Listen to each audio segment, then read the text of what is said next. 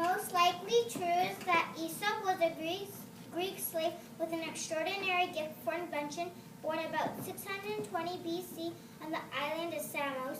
Unquestionably legendary is that though born a mute, he would chance encounter with the priestess of Isis, the ancient Greeks' mother god, who was granted not only the power of speech but the gift of storytelling.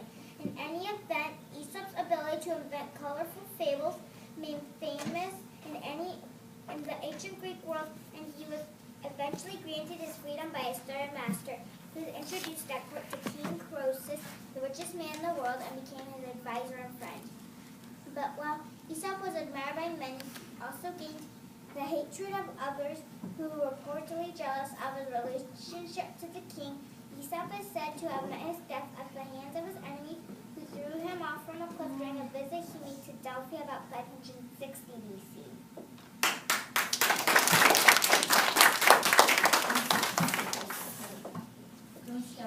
Don't start the beauty change because you and Krista are dropping. Aiden and Megan change this right now. Aesop used animals instead of people in most of his stories because animals are so different from people. In one of his stories, he used a turtle because turtles are a kind of turtle.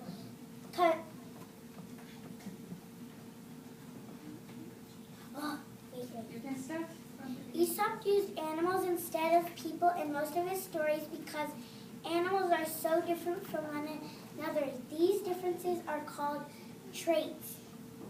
Aesop used a tortoise in one of his... Aesop used a tortoise, a kind of turtle, because one trait of all turtles is that they are all very slow. In another story, Aesop used an ant because ants are always hardworking.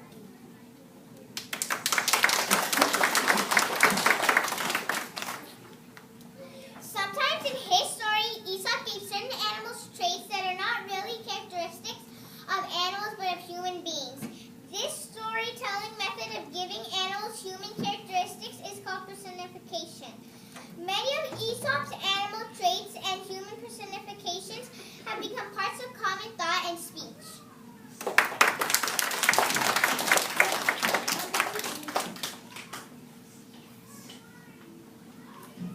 Fables are stories that teach lessons about how we should live or how we should behave. Those lessons are common.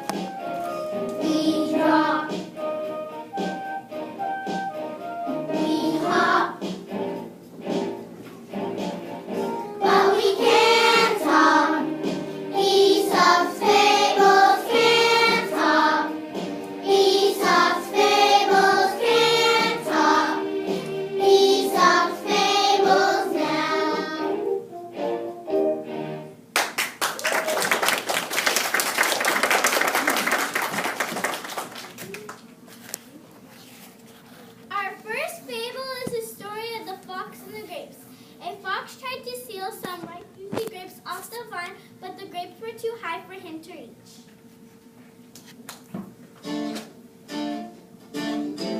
Big red grapes up on the vine. Big red grapes wish they were mine. Big red grapes too high for me. Big red grapes not ripe I see. I'm sure that they must be sour, sour grapes. I'm sure that they must be sour grapes. Purple grapes, a lovely bunch. Purple grapes I love too much. Purple grapes too high for me. Purple grapes not ripe I see. I'm sure that they must be sour, sour grapes. I'm sure that they must be sour grapes. Whoa! No matter what you say. Whoa! Didn't want them anyway. Chartreuse grapes, yes, I have seen. Chartreuse grapes, nice shade of green. Chartreuse grapes too high for me. Chartreuse grapes not ripe I see. I'm sure that they must be sour, sour grapes. I'm sure that they must be sour grapes. I'm sure that they must be sour grapes.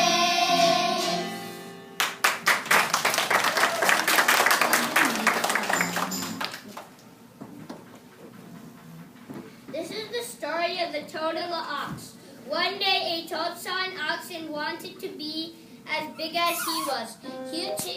He took a very big breath and puffed himself out as big as he could.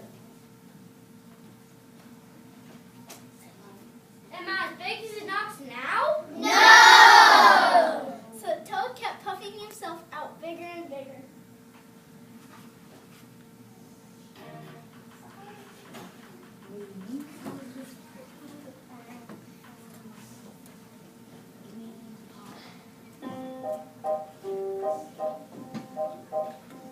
A crack in his back, a pop when he hopped, a rip in the tip of his nose, a shriek and a shriek from his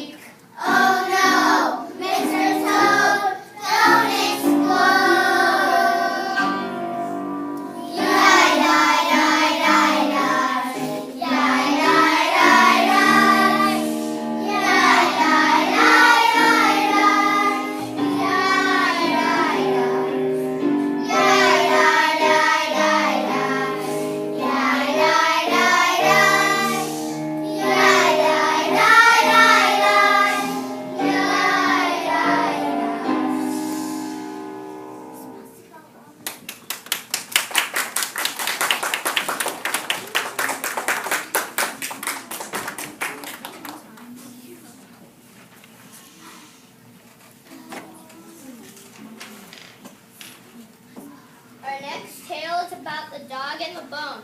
Once there was a very hungry dog who found 3 bones that spelled out D-O-G. He picked up the D in his mouth and started home. As he crossed a bridge, he looked down and saw his reflection in the water. He thought he saw another dog with another bone. Being very greedy, he opened his mouth to snap at the D in the reflection. But when he opened his mouth, his bone fell out, dropped into the water, and disappeared.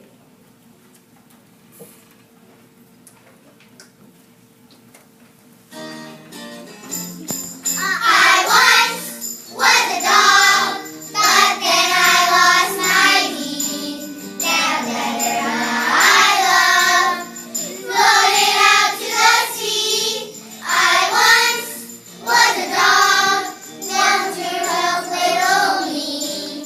I can't be a dog if I don't start with D. How about an F? I'd be lost in a fog. Here's a nice day. Should I go for a jog? What about L? Do I look like a log? Try on this H. Now you've made me a hog. I once was a dog, but then I lost my D. So who am I now? What am I going to be? I once was a dog, now there's just O-N-G. I can't be a dog if I don't start with D. How about an F? I'd be lost in a fog. Here's a nice day. Should I go for a jog? What about L? Do I look like a log? Try on this H. Now you made me a hog. I once was a dog. I once was a dog. I once was a dog.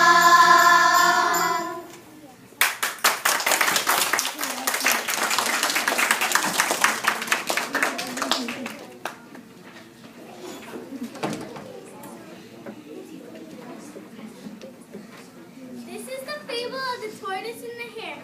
The hare once challenged the tortoise to a race. The hare, very confident he would win.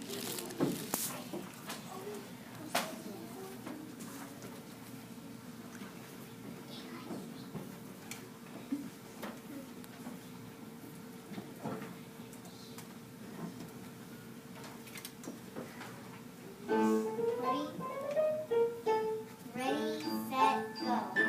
He went hip, hop, hippity, hoppity, hip, hop, happily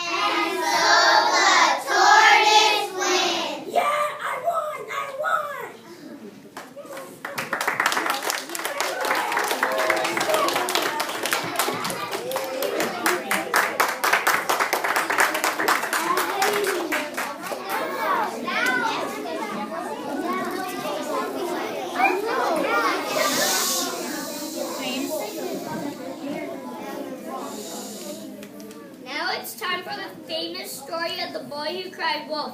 There once was a shepherd boy who wanted to get some attention. He cried out, "Wolf, wolf," although no wolf was in sight. The townspeople rushed to his aid, but they got very angry when they found they had been tricked. The next day, the boy did the same thing, crying, "Wolf, wolf." Again, the townspeople were tricked.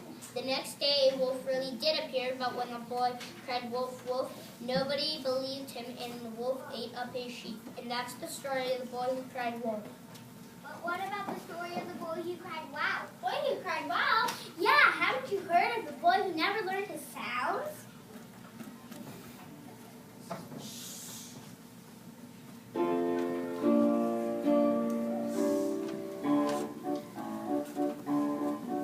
He cried, "Well, well, a big bad well is coming through the woods." But no one came around because he changed the sound, and no one understood. He cried, "Well, well, a big bad well is coming through the woods." But no one came around because he changed the sound, and no one understood.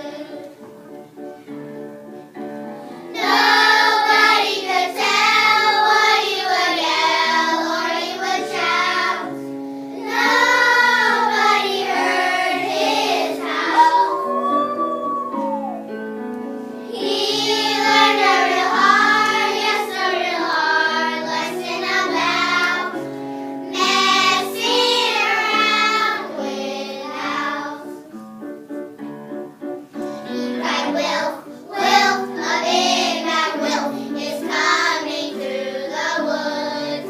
But no one came around because he changed the sound, and no one understood. Nobody could tell what he would yell or he would shout. Nobody heard his howl. He learned a real hard, yes, a real hard lesson about messing around with owls. Messing around with owls.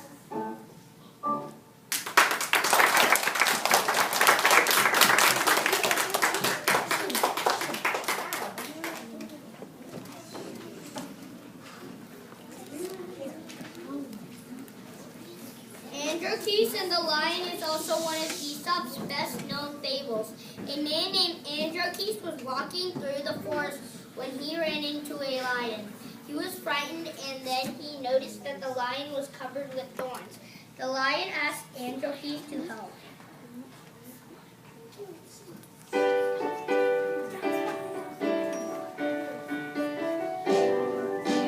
Thorns in my paws, thorns in my knees, thorns in my nose, and I've got to see achoo!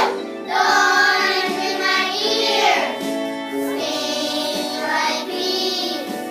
So many thorns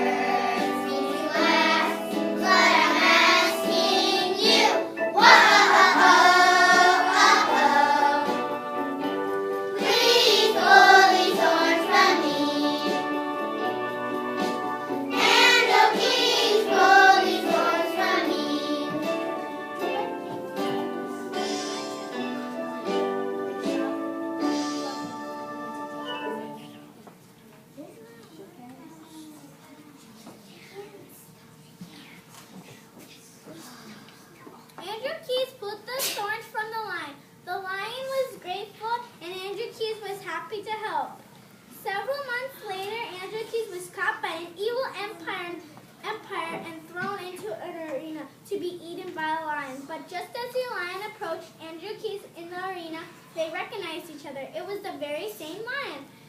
The lion and the Andrew Keith hugged each other. To the amazement of the crowd, everyone wanted to know how they had become friends, and they told their stories.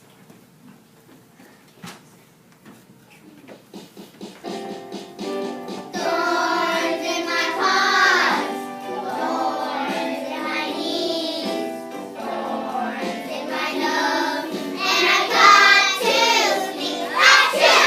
Thorns in my ears, sting like bees. So many thorns, there are thorns in my fleece. Whoa! Please pull these thorns from me. Andrew, please pull these thorns from me. Pull these thorns from me.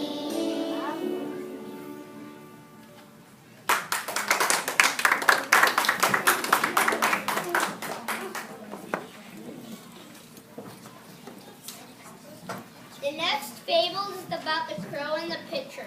A thirsty crow found a pitcher of water. The water was too low in the pitcher for the crow to reach.